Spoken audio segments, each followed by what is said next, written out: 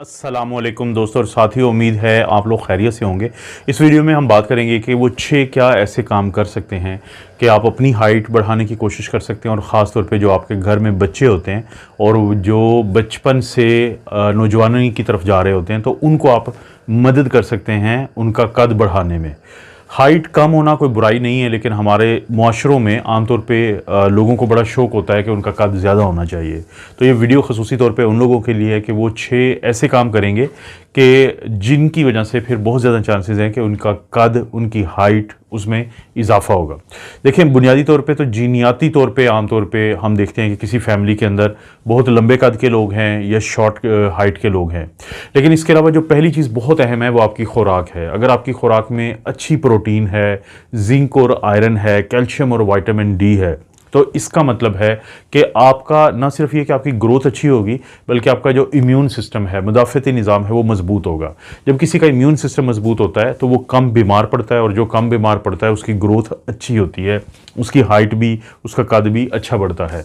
Protein के लिए कोशिश करें कि चिकन ब्रेस्ट एक अच्छा सोर्स है, अंडे अच्छा सोर्स हैं, इसी तरह से मछली आप खाएं, उसके अंदर प्रोटीन होती है, दालों में होती है, सोयाबीन में होती है, और इसी तरह से कैल्शियम जो है दूध वाली चीज़ों से मिल जाएगा, लेकिन उसके लिए बहुत ज़रूरी है कि आप विटामिन डी भी आपके जिस्म में मौजूद हो। तो कोशिश करें कि सूरज की रोशनी में रोज़ाना 5 मिनट के लिए, और मैं अक्सर लोगों को कहता हूँ कि कोशिश करें कि अपने आप को थोड़ा सा एक्सपोज करें। ये नहीं कि कपड़े पहन के बिल्कुल अपने आप को लपेट के अगर आप जाएंगे सूरज की रोशनी में तो कोई फ़ायदा नहीं होगा। तो वहाँ से आपको विटामिन डी मिल जाएगा, कैल्शियम आपको मिल जाएगा दूध से बनी हुई चीज़ों से, और जिंक और आयरन के लिए ग्रीन लीफी वेजिटेबल्स, ये जो सब्ज़ पत्तों वाली सब्जियाँ होती हैं, ये बहुत बड़ा ज़रिया है। तो पहली चीज़ आप अपने और अपने बच्चों के कद बढ़ाने के लिए क्या इस्तेमाल कर सकते हैं? अच्छी खुराक। दूसरे नंबर पे जो चीज़ बहुत अहम है वो है आपकी नींद। कभी आपने गौर किया है कि जो छोटा बच्चे होते हैं, जितने वो छोटे होते हैं उतने वो ज़्यादा सोते हैं, क्योंकि उतनी ही तेज़ी से उनकी ग्रोथ हो रही होती है, उतना ही ज़्यादा उनके जिस्म के अंदर एक हार्मोन होता है जिसको हम ग्रोथ हार्मोन कहते हैं, और जितना किसी की उम्र ज़्यादा होती है उतनी ही उसकी नींद कम हो जाती है। तो एक अच्छी जो नींद होती है वो आपकी हाइट के लिए, आपके कद बढ़ने के लिए बहुत ज़रूरी है। लोगों को चाहिए कि वो लोग जो ये 6 पॉइंट्स अपनाने की कोशिश करेंगे, तो सोते हुए तकिया जो है वो अपनी गर्दन के नीचे ना रखें, बल्कि सीधा सोएं, तकिए के बगैर सोएं। और तकिया अगर आप रखना चाहते हैं तो अपने जो नीज़ हैं, अपने जो घुटने हैं, अपनी जो टांगों का घुटने के नीचे का एरिया है, उसके अंदर आप ऐसे फ्लैट रख लें।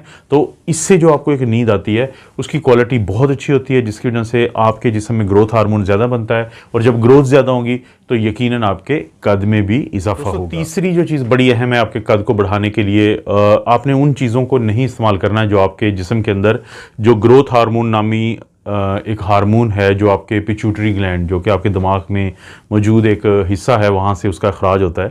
तो कुछ चीज़ें हैं जो उसके अखराज को कम कर देती हैं। मिसाल के तौर पे अगर आप स्टीरॉयड इस्तेमाल करते हैं, इसी तरह से अगर आप जंक फूड के बहुत ज़्यादा शैदाई हैं, शौकीन हैं, क्योंकि उसके अंदर फैट्स ज़्यादा होती हैं सैचुरेटेड, और मिनरल्स और विटामिन्स कम होते हैं, तो ये जो बाहर से पकोड़े, समोसे, बर्गर, पिज़्ज़े, ये जो चीज़ें आप कभी कभी तो खा सकते हैं, ज़ाहिर है कि इंसानी मजबूरी होती है, लेकिन अक्सर मत खाएँ, क्योंकि इससे भी आपका जो ग्रोथ हार्मोन है वो कम अखराज होता है।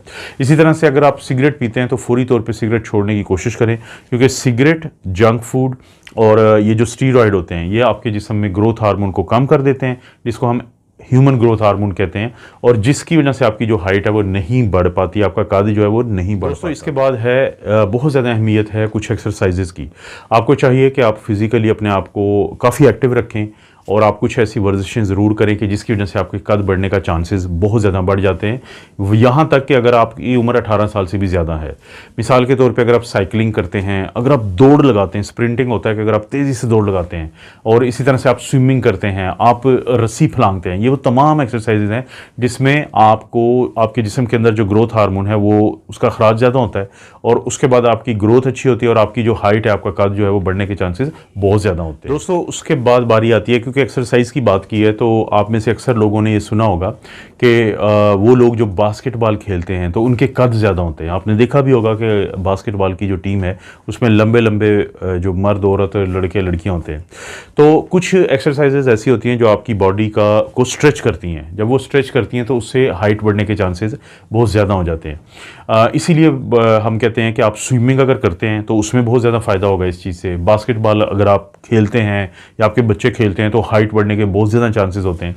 इसी तरह से बाज़ लोग पुल अप करते हैं कि किसी चीज़ को पकड़ के और बार बार अपने आप को ऊपर की तरफ खींचते हैं, उससे फ़ायदा होता है। और तो और बहुत दफ़ा आप बच्चों को देखेंगे कि उनके पेरेंट्स उनको कहते हैं कि आप हैंगिंग करें, आप लटकें किसी चीज़ से और थोड़ी थोड़ी देर के लिए लटके रहा करें, क्योंकि उससे भी क्या होता है कि उससे भी जो ग्रोथ हार्मोन का अखराज ज़्यादा होता है और उससे भी कद बढ़ने के बहुत ज़्यादा चांसेस होते हैं। छठा और सबसे जो आखिरी तरीका है जो आप अपना वज़न बढ़ाने का, अगरचे थंबनेल पे आप देखेंगे कि 6+1, वो प्लस मैं आपको बाद में बताता हूँ कि वो क्या चीज़ है। वो जो छठी बात है वो क्या है कि आपके बैठने का क्या तरीका है। जो पोस्चर होता है वो बहुत ही ज़्यादा अहम रोल अदा करता है आपके कद को बढ़ाने में। मिसाल के तौर पे देखें, मैं अगर ऐसे बैठा हूँ, ठीक है, लेकिन अगर मैं ऐसे बैठता हूँ, अब दोनों में ज़मीन आसमान का फ़र्क होता है। अब वो लोग जो अपनी हाइट बढ़ाने में, अपना कद बढ़ाने में इंटरेस्टेड है, वो कोशिश करें कि वो अक्सर थोड़ा इस तरीके से बैठें कि उनका जो पोस्चर है वो बिल्कुल लेज़ी ना लगे। वो आहिस्ता आहिस्ता देखेंगे कि इसका बहुत ज़्यादा असर होता है, बजाय इसके कि अगर आप ऐसे करके बैठें तो उससे आपको फ़ायदे की बजाय नुकसान होता है। तो ये छठा तरीका था कि जिसको आप इस्तेमाल कर सकते हैं अपनी कद को बढ़ाने के लिए। जैसा कि मैंने जिक्र किया था कि थंबनेल पे आपने 6+1 पढ़ा है, तो मैंने 6 तरीके तो आपको बता दिए। +1 क्या चीज़ है? +1 एक घरेलू टोटका है जिसको आप करेंगे इस्तेमाल तो इनडायरेक्टली वो आपका जो ग्रोथ हार्मोन है उसको बढ़ाता है, और अगर आप ये 1.5 महीना कर लेते हैं तो इससे बहुत ज़्यादा फ़ायदा होता है। अश्वगंधा, इस पर मेरी वीडियोज़ वैसे भी हैं पहले, लेकिन ये आपको मार्केट से मिल जाएगा। 1 बड़ा चम्मच, टेबल स्पून फुल जो है वो अश्वगंधा डालें एक हल्के नीम गर्म दूध के अंदर, और अगर आप उसमें मिठास चाहते हैं तो उसके अंदर आप थोड़ा सा गुड़ डाल सकते हैं। उसके बाद रोज़ाना रात को सोने से पहले इसको पिएं। 1.5 महीना 45 दिन अगर आप इसको पीते हैं तो इसकी वजह से आपको बहुत ज़्यादा फ़र्क नज़र आएगा। तो दोस्तों ये हैं वो 6+1 तरीके कि जिसकी मदद से आप अपनी हाइट बढ़ा सकते हैं, अपना कद बढ़ा सकते हैं। और अगर आपका कद नहीं भी बढ़ा हुआ है तो इससे आपको परेशान होने की ज़रूरत नहीं है, क्योंकि आपका कद से ज़्यादा आपकी शख्सियत की अहमियत होती है। आपको पता है इस चैनल पे इस तरह की वीडियोस मिलती रहती हैं। वीडियो को लाइक करें, चैनल को सब्सक्राइब करें। कोई वीडियो अच्छी लगती है तो दोस्तों रिश्तेदारों से शेयर करने के लिए नीचे शेयर का ऑप्शन है, उसको क्लिक करें और जो लिंक है उसको कॉपी करके कहीं पे भी किसी भी सोशल मीडिया प्लेटफॉर्म पे ज़रूर शेयर कर दें। आप अपना और अपनी फैमिली का ख्याल रखें। अल्लाह ताला आपको और आपकी फैमिली को हर किस्म की बुराई, बीमारी और आजमाइश से महफूज रखें।